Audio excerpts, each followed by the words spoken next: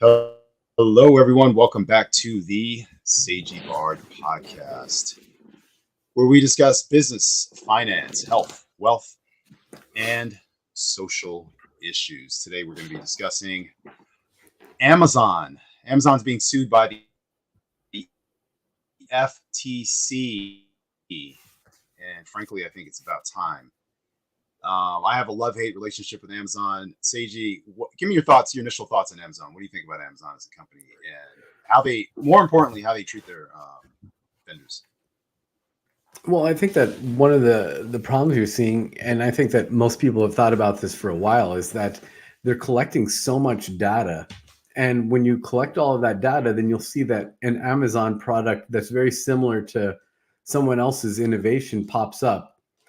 And what this eventually has led to is where Amazon has a monopoly because they have all of the new products. They're able to collect all of the data and then take that and send it over to China or wherever their factories are and mirror products. And then they'll drop the products that originally had been successful or the innovations down to the bottom and kill those entrepreneurs. So then instead of having Amazon being what it was originally, which was a bookstore, and a whole bunch of independent marketers and entrepreneurs selling different products, what you have is you're going in and out. Mm-hmm. What was that? What did you say? Your sound is going in and out. Your sound is going in and out a little bit, but keep going. It seems like it's getting better. Okay, well, so basically what Amazon is doing is they're basically able to steal ideas through their marketing department and all of the data they're collecting. And it just makes them a bigger company because they can create whatever they want. And ultimately, they're really hard to stop at this point. There are other companies that have jumped in, and I applaud Walmart and any other company that's trying to meet marketing needs. Yeah, Target. Yeah, Target. But ultimately, Target and Walmart the problem, going after. And we need more competition. Competition is always good. Yeah. What I'm seeing with Amazon, I saw this years ago, and it's disturbing. I had an Amazon store for a little bit, and here's how. For those of you guys who don't know, this is going to be shocking, and for those of you who know, this will probably make you cry just realizing that you're part of this system. It's Amazon is cruel. That's the word I would describe Amazon as being. They're cruel. What they do, ultimately, they have complete power over your store.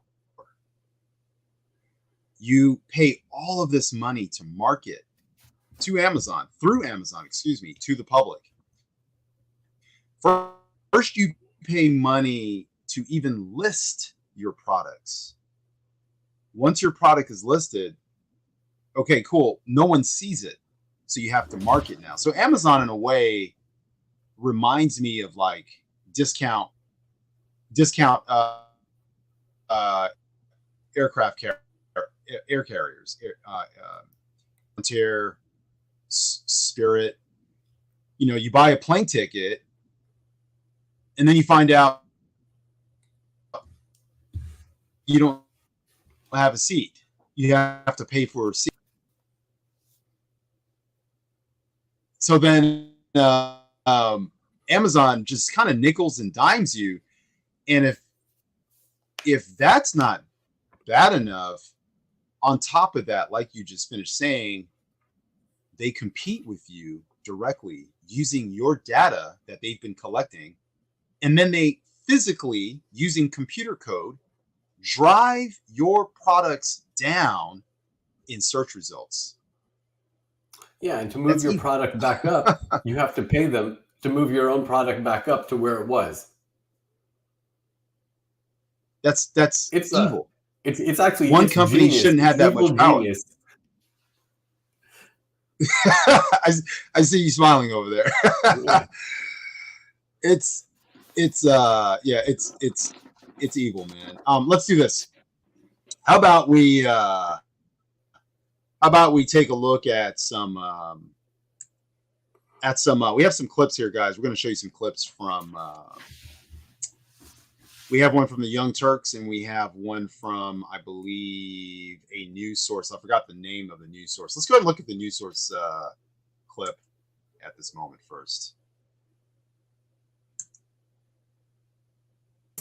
Fundamentally exactly about protecting free and fair. Okay, let me pause it. This is the Linda Khan, Federal Trade Commission chair. Okay, Linda, once again, Lena Khan, Federal Trade Commission chair. She's going to explain why she's decided to file suit against this demon, Amazon. Let's listen.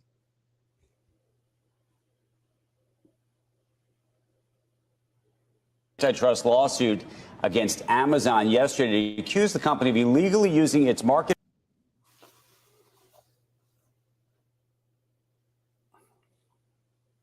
power to raise. All right, looks like we're having some technical difficulties. It might just be could just be Wi-Fi issues.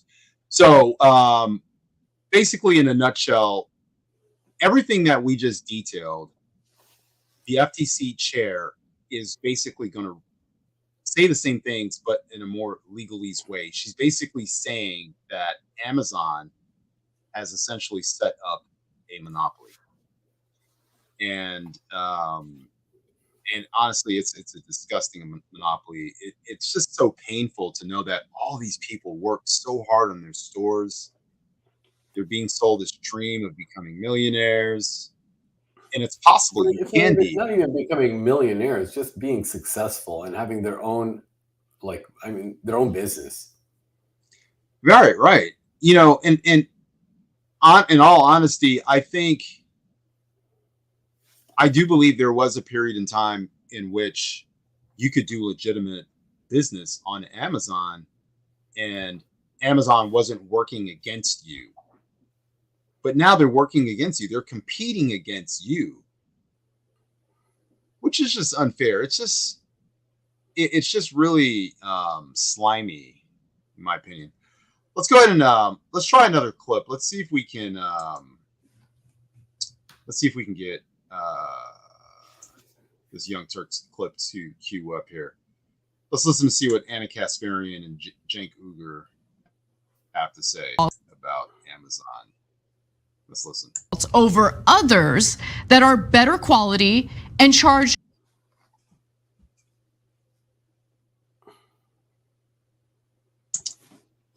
All right, so let me go ahead and pause that. Still having some technical issues. So what she's talking about here, let's read from the screen. It says Amazon can put its own products in search results over others. So, but here's the thing, they don't have to pay for that. They do it internally while you're paying, and they're working against you. It's like a casino. It's rigged. It's like a slot machine. You know, slot machines, they have on average about 75 to 78% the house wins because it's rigged. The machine is rigged. Amazon has turned its code in its software. Its code is rigged against its vendors. So it's like a casino. They will always win. The house will always win. That's what it's looking like, and from what I can see. What do you think? Well, I think you're 100% correct. The thing that we have to be careful of, though, even though I agree with what's going on here, with your assessment of it, with what's going on, I feel like it's wrong. And the problem, though, is when we have an evolving term of a monopoly. And I look at this in a lot of ways as kind of analogous to the situation we had with Microsoft back about 20 years ago, where the case was being made that Microsoft and Microsoft Office were basically a monopoly. And strictly speaking, you might have a monopoly, but it doesn't fit the definition of a monopoly, which would mean that you have no other place to sell your product.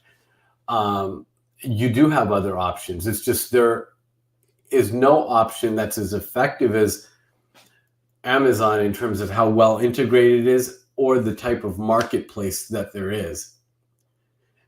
Like, if exactly. I don't know if you it's not remember, as viable. Correct. It's not viable, and it's let's say it's virtually a monopoly, but it's not specifically by the definition a monopoly. And Right. the It's reason a that we have to different be type of monopoly. correct, and the reason we have to be concerned about this, like, of going way too far over onto the anti-Amazon side, which I am on the anti-Amazon side in this case, is that we would then be allowing people to change what the definition of a monopoly, and that could be turned against another business or potentially you in a different way. Right. You know, one of the problems I have with our form of capitalism in the United States, you know, there's different gradients of capitalism. One of the forms I have is there's always a perverse incentive once you get to what may look like you've maximized profits, right? Whatever that looks like for said company. Once it appears that you've swallowed up all the competition, you've successfully destroyed lots of malls, shopping malls and stores, and you've put a lot of box stores, big box retailers out of business. You've put mom and pop. This machine is destroyed mom and pop businesses, and it seems like once it's sort of hit some sort of a plateau, and this goes for any business, certain types of businesses in the United States, especially publicly traded companies, there's this continual pressure to supply earnings to keep that curve going upward. You know what I mean? You following me?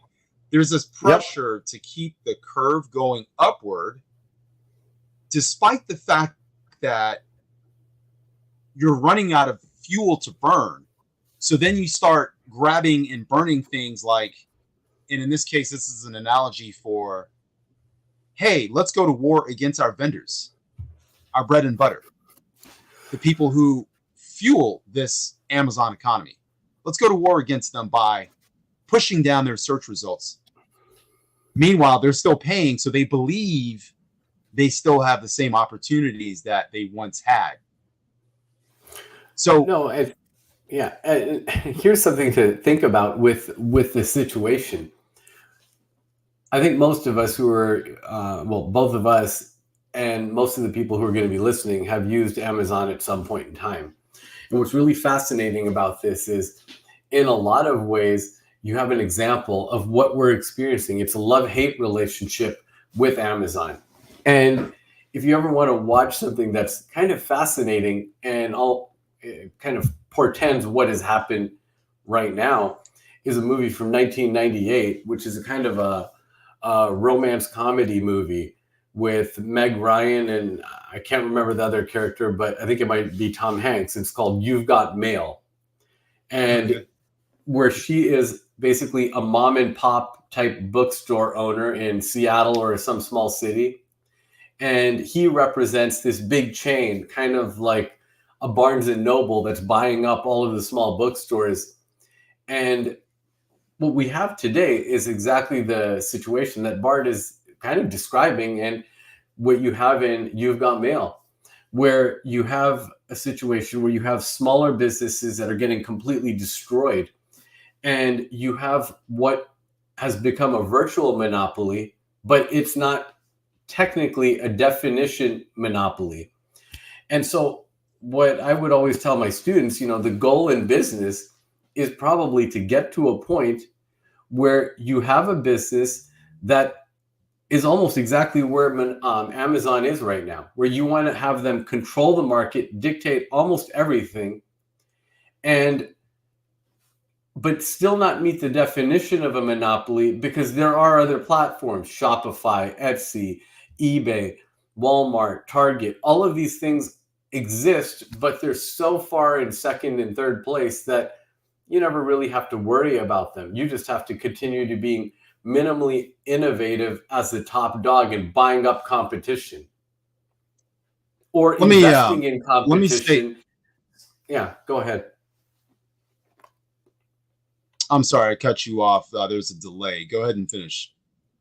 Oh no, I was going to just say the ultimate point is you want to keep your competition or invest in them so that they're strong enough to appear to be a competitor, but not actually be a competitor.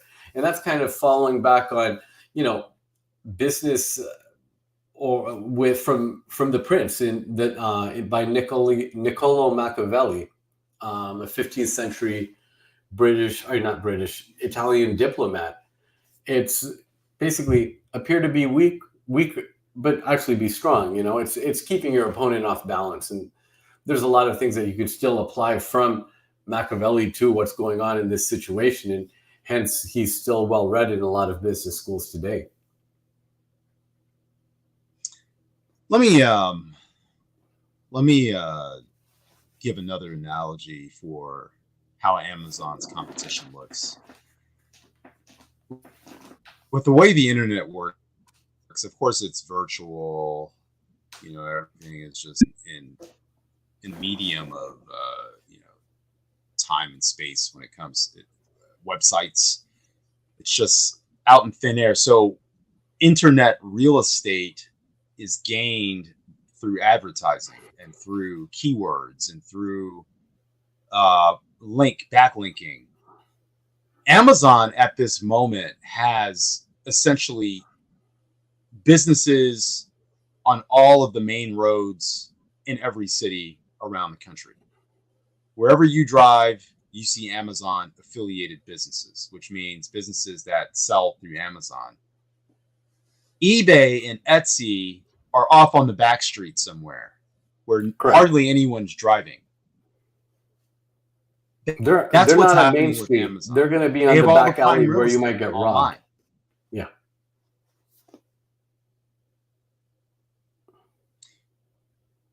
State that again, because we lost you for a second.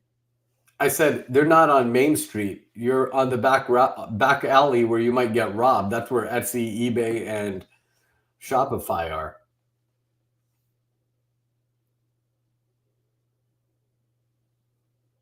Right. And hardly anyone sees them. And that's a problem. And that's why. And I'll tell you what, Cenk Uygur from the Young Turks, the CEO of the Young Turks, he agrees with this lawsuit. And so does Anna Kasparian. And I agree too. Let me tell you what Amazon did to me. I had a store deliberate plug, going to be selling a diaper changing bag here very soon, and I want I was selling this on Amazon. We'll tell you a little bit more about it later. I was selling it on Amazon, and I put it on sale. I wanted to sell 10 bags on sale, and then when the sale was over, I raised my price by, I can't remember exactly what it was, but Amazon shut my store down, telling me I raised my prices more than 30% or 35%, whatever random number they picked out of a hat. And because I was selling I had raised my price so much, they're shutting my store down. There is no free market with Amazon. Amazon controls the market, and that's why they're being sued now. And that's just another example of this sort of monopolistic type of behavior. You can't sell your product for what you want to sell it for because we say you can't. That's crazy. And that in and of itself, I don't know who else they're doing that to, but that in and of vendors. And another thing that Anna Kasparian from the Young Turks mentioned is that Amazon's actually hurting peripheral businesses as well. That, like suppliers and shippers. It's hurting them as well. When Amazon assesses a fee to the seller, to the vendor is going to pass that on most likely to at least a portion of that to the customer. So it's going to raise your prices. Now, what's funny is I've actually found stuff for cheaper on other websites than I have on Amazon. So what's happening is Amazon's greed in raising these prices is starting to have an effect on the market, and it's going to start going back the other way. And I guess the FTC wants to speed that up.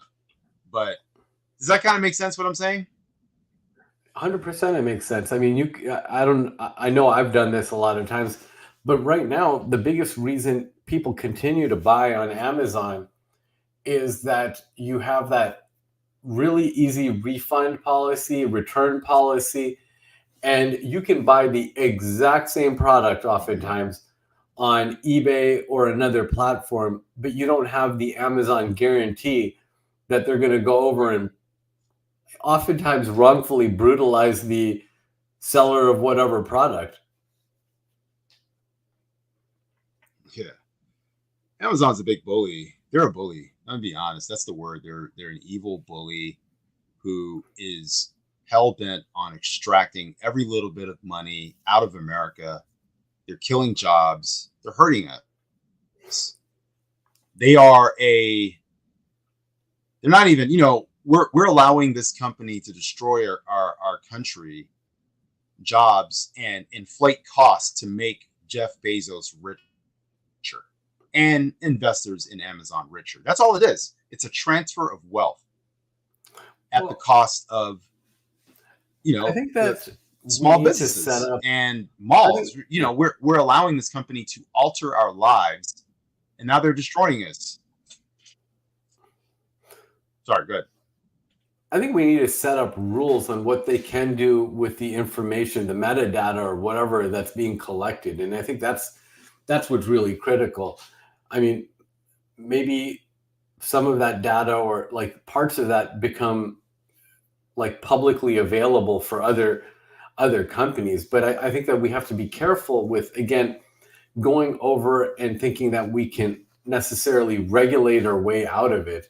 There's some parts of it that we can't fix that way because it would lead us back in the other direction, which is even more scary than where we are right now. Yeah, right. I think another thing is, like I said, this company's become extremely dangerous now that they're hunting for profits to pay investors in order to get more investors so that they can offer more services and things like that. And when a company is hunting for profits this aggressively and they've taken pretty much almost all they can take from the market, now what they're doing is that they're just raising prices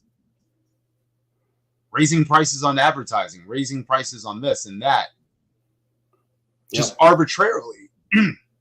And what's happening is people can't afford it and they're being bankrupted and they have no other option in the markets. And that's where the FTC is stepping in. Well, Amazon is in fact a monopoly at this point. You're absolutely right. And what Bart is talking about with destroying people and entrepreneurs is if you have a whole inventory of a product that's been selling regularly and then suddenly your sales go from, let's say, 30 pieces a day to 0, and you've got a warehouse with 10,000 pieces, you're in big trouble because you're not going to be able to get rid of that. Big trouble, and it's bankrupting people. Yeah, Amazon's bankrupting people. One thing we could try is I could try putting a video on from this side, and we could see how it works. What did you say? All right, go for it.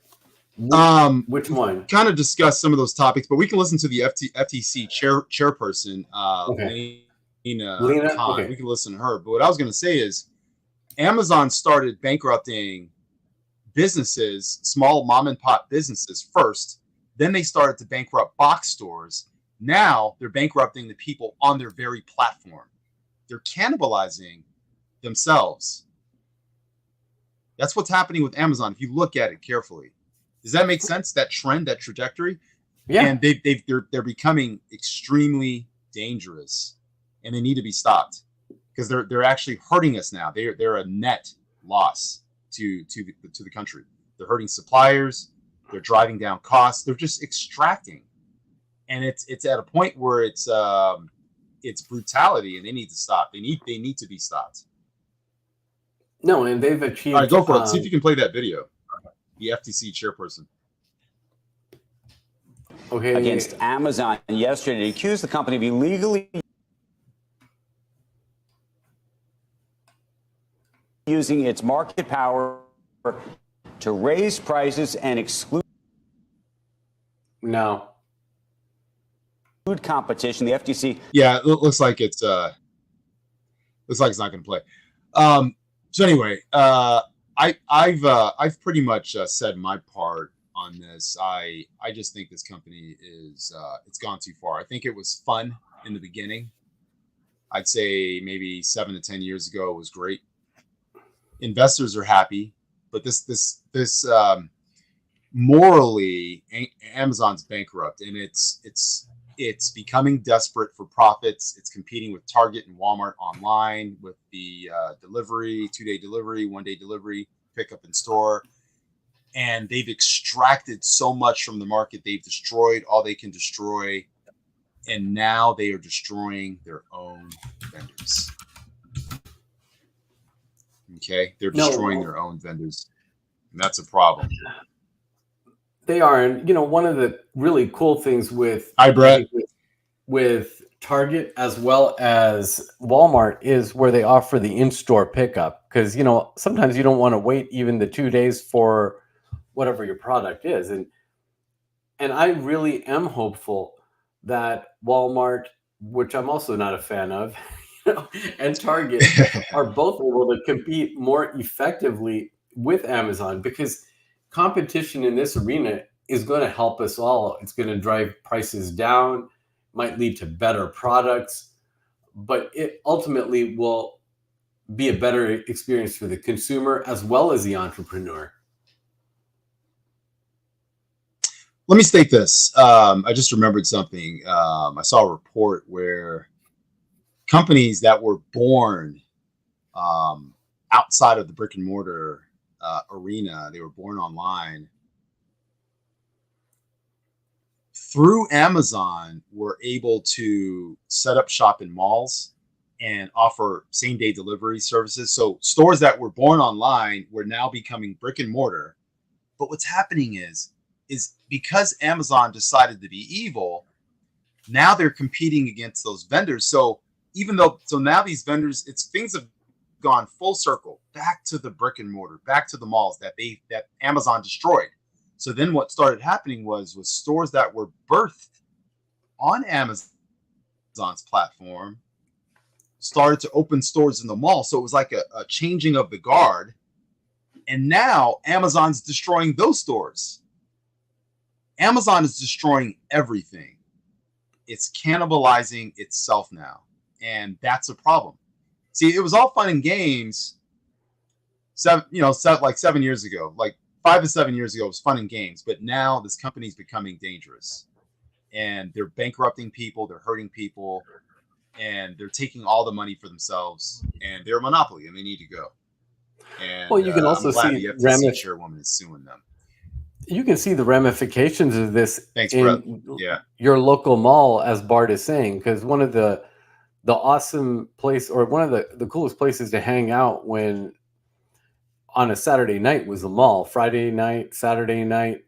But today those places are mostly ghost towns. And I don't want to blame Jeff Bezos or Amazon, but a lot of that has to do with Amazon, as well as the mental health issues that go along with basically living in isolation and not socializing with other people. So a lot of the mental health problems that we see with the newer or younger generations, and what was greatly exacerbated during COVID and the COVID lockdowns, you know,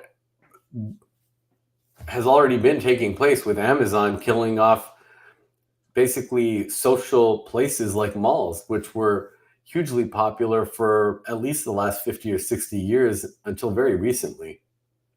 The Amazon effect. I love them all. I love them all, and I don't want to see it go away just so Bezos can become another billion richer, a couple more billion richer. I think his wealth it's absurd at this point. Well, I don't have a problem with how much money he's making. I mean, he can make more in a different way. It's just we have to acknowledge he's that crushing people.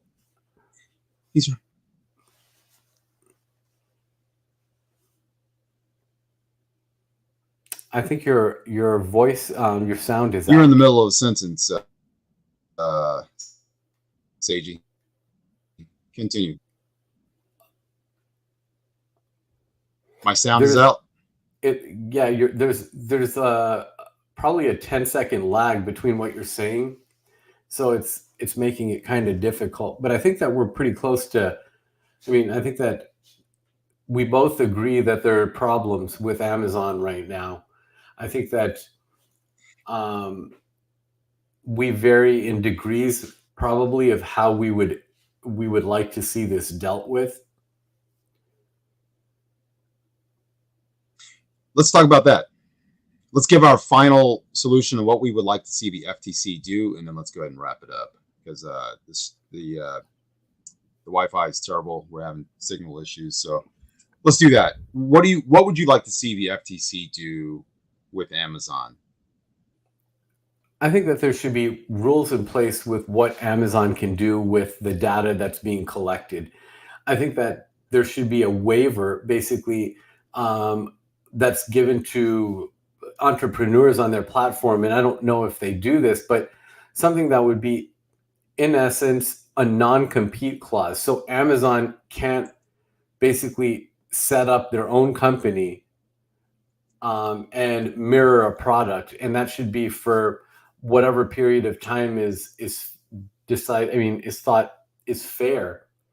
And that, furthermore, maybe some of that data that's being collected should be shared back with other businesses in that arena, and Amazon can invest in those businesses, but that information should be disseminated.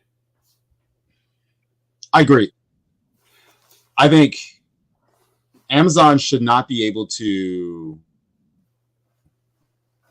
drive the search results down. That should be illegal. It's good money to rise in the rankings. And if you're doing things on your end artificially to push it down, that's wrong. That's unethical, and it's immoral. You're hurting people just to compete with them, to squeeze a little bit more money out of. You've already finished off the malls. Now you're going to finish off your vendors. I think Amazon is, like I said, they're dangerous because they're publicly traded, and they're looking to continue to make profits year over year for their investors. And that's where companies become dangerous. There's a certain point. I mean, you can almost plot it on a graph, but it happens right now. We're seeing that with big pharma. Pharmaceutical companies are some of the most dangerous companies on the planet, because what they do is then they start to get legislators, their buddies in legislation, to mandate vaccinations and certain things that they want mandated in order to make profit at our costs. So companies, no matter what they're selling in this capitalistic environment, have a tendency to become monsters once they get to a certain level where they've maximized profits, they've patented everything they could think of, created all the drugs they can think of, copied everyone's products, driven down everyone's results. This is when they become dangerous, and they start to do things that are unethical and immoral to eke out a little bit more money for their investors and for themselves. Anyway, so I want to see the FTC eliminate Amazon's ability to compete against vendors and to drive down their results artificially. Well, and the thing is, Amazon has to be really careful with this. And I don't think they should be able to do that. And I think there should be a watchdog that looks into that and makes sure they can't do it. There's too much of a lag. Let's just. Yeah, go ahead. I'll let you get the final word and then let's wrap up. Amazon has to do something like this, and they have to keep on making money, because the way they're able to compensate their employees is through stock options. And if the company is not making money, those stock options aren't worth it for those employees to continue at Amazon. So they're going to start losing workers if they don't even do something to raise their stock prices as right now, because their stock prices are significantly off over the last 2 years. And that is going to lead to significant retention problems, because the way these types of contracts are structured, typically you get front loaded with more money and stock options, and the stock options increase over the years. So then you get less and less guaranteed money and more money in stock options. But if the stock doesn't go up, those stock options aren't worth it to sacrifice for, especially if you go into any type of economic downturn. So those are my closing thoughts, just different things to think about. All right, Brett made a comment. We'll read Brett's comment and then we'll wrap up. Brett says Amazon is too big to fail. Do you have a comment on that? Too big to fail.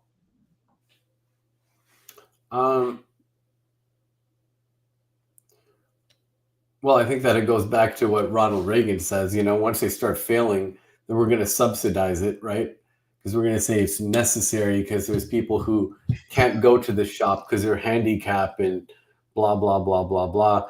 And it's a public good. And then they're going to just take more money that they print and fork it over. So I can see how it's too big to fail. It probably is. But it's not too big to get dragged into a competition. Let's just remember that at different times in U.S. history, we've thought that Kmart was probably too big to fail. They probably laughed at Walmart. Blockbuster was too big to fail, but now Blockbuster is just something we remember.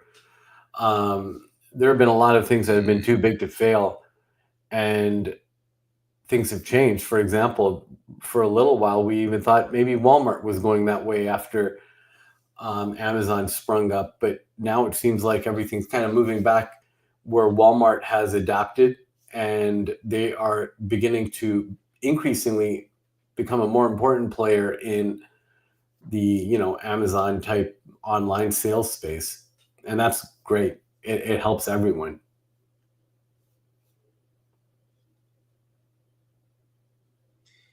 I'd like to see a reversal. I'd like to see Amazon, Target, Walmart diminish a little bit, and I'd like to see more small business owners be able to open up shop, because I think small businesses can sell their products and be competitive, especially now. Amazon's prices are going up because the sellers are being hit by fees by Amazon, while Amazon's driving down their search results, but making them pay.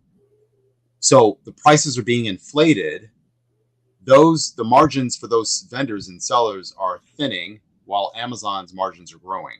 Well, they have to pay their investors. So I think I'd like to see Amazon shrink a little bit. I just think they're too big, and I think they're too dangerous at this point. And that's my final word on that. Thanks, Brett. Thanks for being part of the podcast. You got any final words, Seiji, before we wrap up? I just think we have to be careful. I understand that, and I really empathize with this viewpoint. There's a lot of things that I really dislike about Amazon, but we have to be careful of trying to regulate our way out of problems, because oftentimes through our human experience that has led to authoritarianism on the other side, and we always want to do good things, but we end up coming up with something that's even worse. So we just have to be really careful. And I think that if we have some things like what Bart and I have agreed on, it could be helpful, but we have to be careful. Anyways, thank you so much for tuning in. Thank you, alrighty, and Brett, on that note, for giving us some feedback. For sure. All right, guys, on that note, please, if this conversation has been helpful, please go ahead and like and subscribe. And guys, we really want you to subscribe.